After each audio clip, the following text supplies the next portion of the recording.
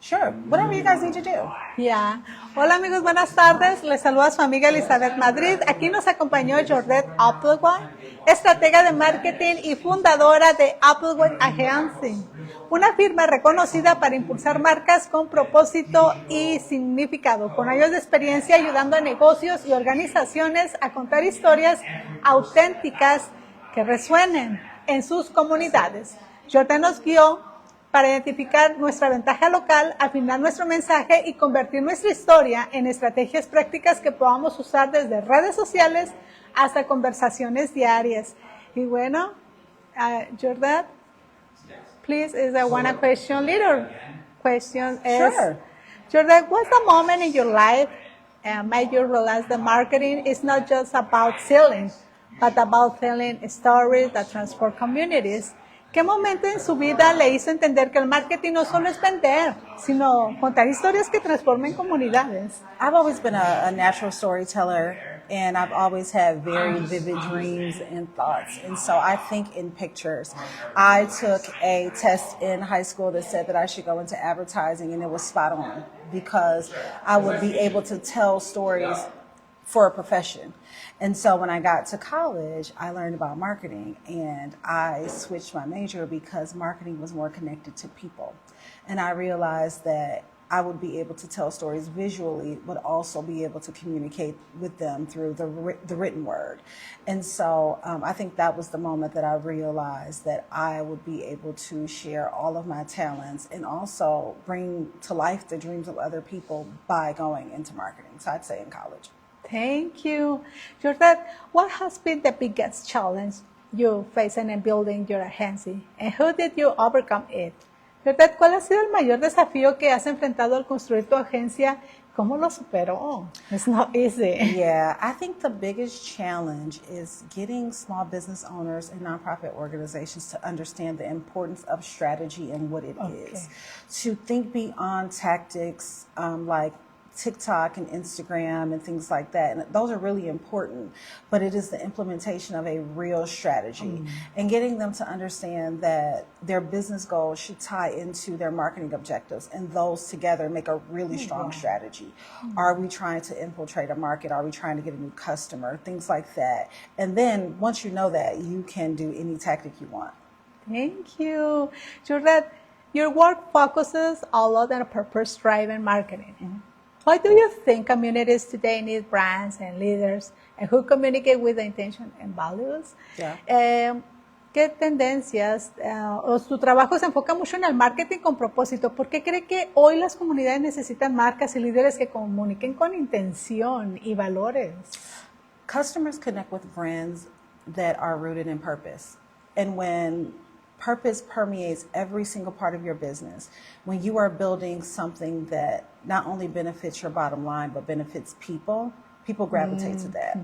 And so organizations and brands get customers faster, and they get more loyalty when they build businesses and products that are built around people. Yes. What purpose-driven marketing trends do you think will be essential for brands and communities in the coming years? ¿Qué tendencias en marketing con propósito cree que serán esenciales para las marcas y comunidades en los próximos años? I would definitely say authenticity.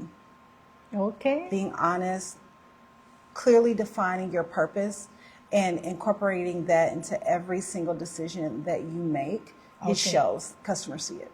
Thank you. And from your experience working with organizations and projects in Detroit, what opportunities do you see for our Latin community to grow and through education, marketing, entrepreneurs? I love what you're doing here. I would love to see more of the Latinx community show up to events. I would love to see more interpreters. I would love to see more diversity because there are entrepreneurs in every community, and there are individuals with dreams in every single community.